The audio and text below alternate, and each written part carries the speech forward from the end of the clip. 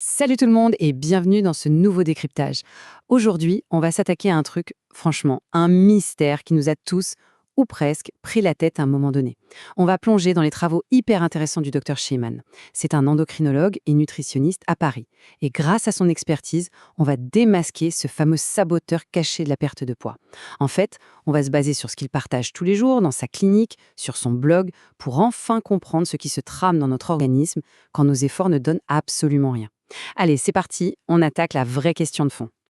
Alors, pourquoi on ne maigrit pas alors qu'on mange super bien? C'est la frustration ultime, pas vrai?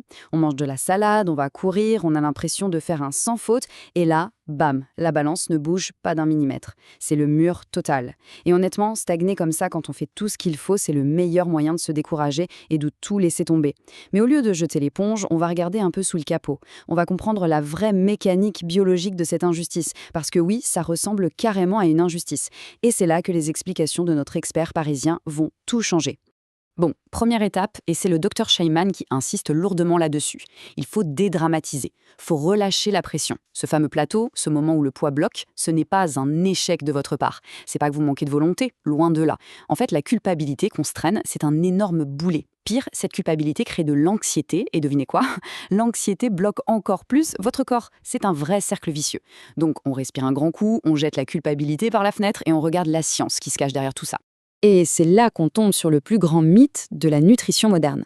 L'idée que notre corps serait juste une simple calculatrice. Vous savez, la fameuse règle des calories qui entrent contre les calories qui sortent. Franchement, c'est complètement dépassé. La réalité, c'est que la gestion de notre poids est contrôlée par un système hormonal d'une complexité folle. Si on était juste une calculatrice, le problème serait réglé depuis très longtemps, non? En vrai, notre corps gère ses réserves d'énergie selon des signaux chimiques, notre stress, notre environnement. Bref, c'est une véritable symphonie, c'est pas juste une petite équation mathématique. Ok, alors parlons un peu du chef d'orchestre de cette symphonie, le cortisol. Vous en avez sûrement déjà entendu parler sous le nom d'hormone du stress. Mais attention, c'est pas le grand méchant de l'histoire à la base.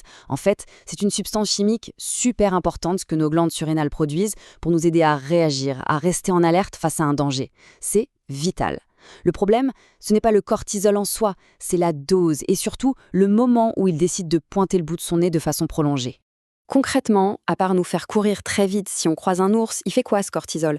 Eh bien, il a un rôle massif. Il régule notre métabolisme. Et le métabolisme, c'est ni plus ni moins la façon dont notre organisme gère et stocke l'énergie. Le cortisol, c'est lui qui dit à notre corps quoi faire de nos graisses, de nos protéines et de nos sucres. S'il capte une menace, il peut carrément ralentir la machine pour préserver notre énergie et assurer notre survie immédiate. Et là, on commence à comprendre le truc. Si cette hormone prend le contrôle du métabolisme, essayer de perdre du poids devient mission impossible, peu importe ce qu'il y a dans votre assiette. Et là, on arrive au vrai coupable de notre histoire moderne, le stress chronique. Et le mot hyper important ici, c'est chronique. Notre corps gère très bien un coup de stress rapide. Un danger surgit, paf, pic de cortisol, on réagit et ça redescend à la normale. Mais aujourd'hui, le monde moderne nous stresse en permanence. Le boulot, les obligations, l'anxiété du quotidien, on est tout le temps sous tension. Et c'est cet état d'alerte permanent que le docteur Sheyman pointe du doigt. Ça dérègle complètement, mais complètement notre biochimie interne.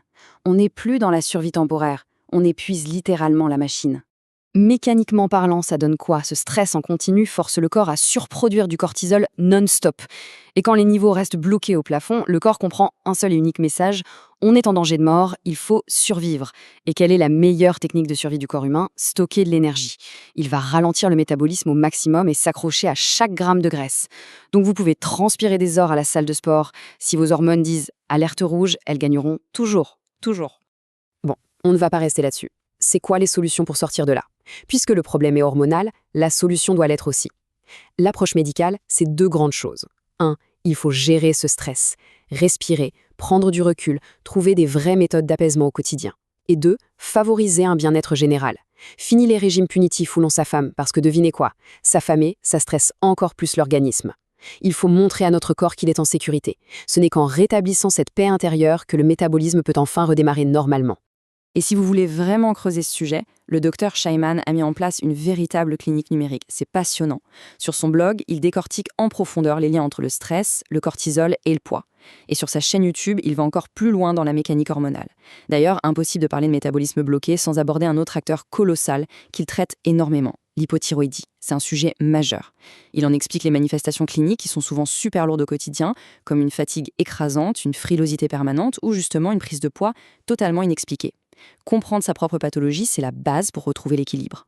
Et pour vous donner une idée du volume, sa chaîne rassemble plus de 10 ans d'archives.